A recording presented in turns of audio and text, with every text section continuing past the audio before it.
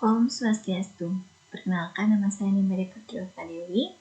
Nah, kali ini saya akan membahas kembali tentang artikel saya mengenai dasar keyakinan agama Hindu. Baik, langsung saja. Yang pertama adalah masyarakat Hindu. Masyarakat Hindu itu identik dengan Pulau Bali serta tradisi keagamaannya. Jika kita mendengar kata agama Hindu, pasti yang terbesit di benak kita adalah Pulau Bali dengan segala keindahan dan juga keunikan budayanya.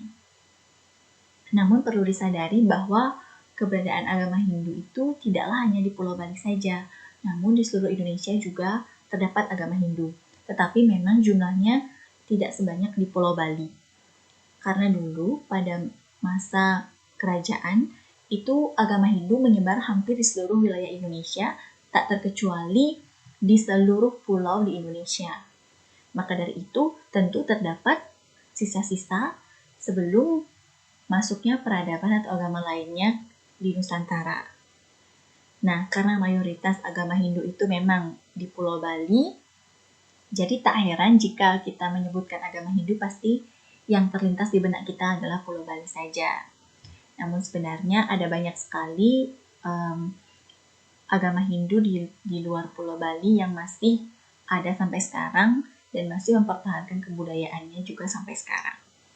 Nah, di Indonesia sendiri ada satu organisasi yang mewadahi agama Hindu di seluruh Indonesia yang bernama PHDI atau Parisada Hindu Dharma Indonesia yang khusus membahas masalah-masalah dalam agama Hindu, baik itu nanti masalah sosial, kesehatan, ekonomi, dan lain sebagainya. Maka dari itu bisa dikatakan bahwa masyarakat Hindu di Indonesia itu sangatlah rukun dan masih tetap mempertahankan kebudayaannya hingga sekarang. Selanjutnya, berbicara mengenai dasar keyakinan agama Hindu, tentu masih banyak orang yang bingung mengenai apa sih dasar keyakinan agama Hindu tersebut. Namun, perlu diketahui bahwa dasar keyakinan agama Hindu itu adalah Pancasrada, yakni yang panca yang berarti 5 dan srada yang berarti keyakinan. Jadi, Pancasrada adalah 5 keyakinan dari agama Hindu. Pancasrada terdiri dari 5 bagian. Yang pertama ada Brahman, yang kedua ada Atman, dan yang ketiga ada Karmapala, keempat ada Punarbawa, dan yang kelima ada Moksa. Jadi kelima keyakinan ini harus kita percayai sebagai umat Hindu. Yang pertama adalah Brahman. Brahman merupakan nama lain dari Ida Sang Hyang Widi-Wasa yang merupakan pencipta alam semesta beserta isinya. Kita sebagai makhluk hidup tentulah harus berterima kasih kepada Tuhan Yang Maha Esa karena Tuhan tidak hanya menciptakan kita begitu saja, tapi juga melindungi, menganugerahi dengan banyak kasih sayang dan juga berkah yang melimpah. Dengan demikian kita harus senantiasa menghormati Tuhan sebagai pencipta alam semesta ini. Yang kedua adalah Atman. Atman merupakan percikan terkecil dari Ida Sang Hyang Widi-Wasa yang menghidupkan kita. Jika badan kita ini tidak berisi Atman, maka kita tidak bisa dikatakan sebagai makhluk hidup. Karena yang menghidupkan kita adalah Atman, sehingga kita bisa menjadi makhluk hidup seperti sekarang ini. Kemudian yang ketiga ada Karmapala, yang berarti hasil dari perbuatan. Dalam hal ini, Karmapala itu dapat merujuk pada istilah apa yang kita tanam, itu yang kita tuai. Jadi, apapun yang kita perbuat, maka itu yang akan kita terima. Jadi, misalnya kita berbuat baik, tentu hasil baik yang akan kita terima. Tetapi sebaliknya, jika kita berbuat buruk, tentu hasil buruk yang juga yang akan kita terima pada kehidupan kita.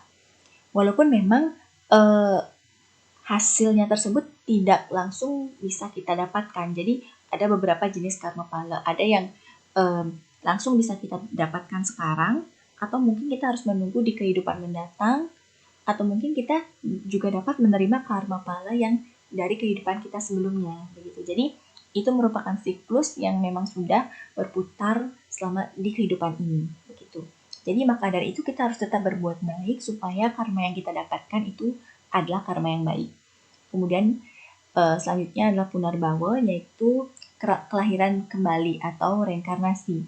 Jadi bisa dibilang bahwa kehidupan kita di dunia ini adalah bertujuan untuk baik, tetapi memang manusia tidak luput dari dosa sehingga kita memerlukan reinkarnasi kembali.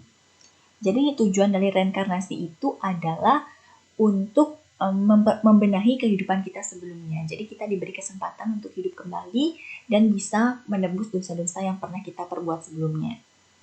Kemudian terakhir adalah moksa. Moksa ini adalah kebebasan. Jadi untuk mencapai ini sangatlah susah karena kita harus bisa memutuskan diri dari keterikatan duniawi. Jadi kita harus bisa benar-benar bebas, tidak terikat dari duniawi, dan kita harus memang sudah benar-benar mengikuti ajaran agama dengan baik dari awal sampai akhir. Jadi bisa dikatakan moksa ini adalah tujuan akhir yang tertinggi dari agama Hindu. Nah, dari kelima keyakinan dari Pancasila ini, kita harus benar-benar mempercayainya bahwa memang kita harus meyakininya dengan baik. Dalam artian tidak boleh ada penyimpangan dan juga salah persepsi dari keyakinan ini, karena ini memang merupakan pedoman dari kehidupan beragama kita. Jadi dapat disimpulkan bahwa memang ajaran agama Hindu itu luas dan beragam, tapi kita punya dasar keyakinan yakni Pancasila yang harus kita yakini dan juga kita hormati. Baik, sekian dari presentasi saya mengenai artikel saya kali ini.